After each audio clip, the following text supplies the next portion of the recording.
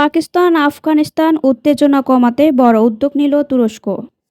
পাকিস্তান ও তালেবান সরকারের মধ্যে ক্রমবর্ধমান উত্তেজনা কমাতে তুরস্কের একটি উচ্চ পর্যায়ের প্রতিনিধি দল আগামী সপ্তাহে ইসলামাবাদ সফরে আসছে।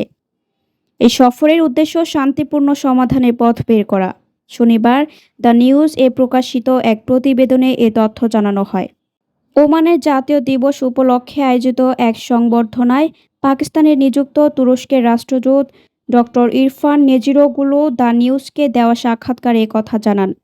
সংবর্ধনায় আয়োজন করেন পাকিস্তানে ওমানের রাষ্ট্রদূত ফাহাদ সুলাইমান খালাফ আল খারুসি।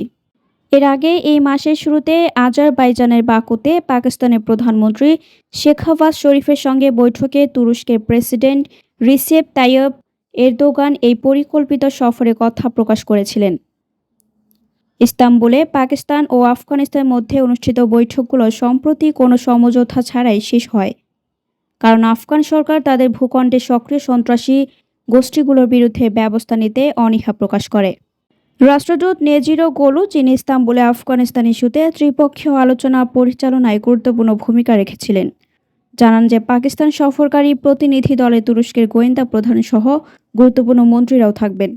তুরস্কের জ্বালানি মন্ত্রী আলপারসোলান বাইরাকতারাও এই দলের অংশ হিসেবে আগামী সপ্তাহে ইসলামাবাদ সফর করবেন। তিনি বলেন, তুরস্ক চায় যেন আফগান ম্যাটি ব্যবহার করে কেউ পাকিস্তানের সন্ত্রাস ও রক্তপাত ঘটাতে না পারে। দুই দেশ যেন ভাইয়ের মতো বসবাস করতে পারে। তুরস্কের তা নিশ্চিত করতে বদ্ধপরিকর মন্তব্য করেন নেজিরোগুলু।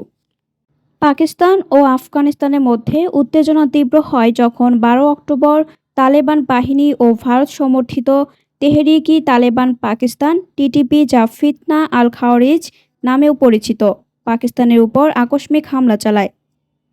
পাকিস্তান সশস্ত্র বাহিনীর পাল্টা জবাবে আত্মরক্ষামূলক অভিযানে 200-র বেশি আফগান তালেবান ও সংশ্লিষ্ট জঙ্গিকে হত্যা করে। আইএসপিআর জানায়, এই সংঘর্ষে পাকিস্তান সেনাবাহিনীর 23 সদস্য শহীদ হন। এছাড়া পাকিস্তানি নিরাপত্তা বাহিনী আফগানিস্তানের কন্দহার প্রদেশ, রাজধানী কাবুল এবং উত্তর ও দক্ষিণ ওয়াজিস্তানের সীমান্ত এলাকায় নির্ভুল হামলা চালায় এবং বহু সন্ত্রাসী আস্তানা ধ্বংস করে। দুই দেশে 19 অক্টোবর দোহায় অনুষ্ঠিত বৈঠকে অস্থায়ী যুদ্ধবিরতিতে সম্মত হয় এবং পরবর্তীতে ইস্তানবুলে একাধিক বৈঠক অনুষ্ঠিত হয়, যেখানে পাকিস্তান আফগান ভূখণ্ড থেকে পরিচালিত সীমান্ত সন্ত্রাস ঠেকাতে একটি স্থায়ী প্রক্রিয়া গড়ে তুলতে চায়।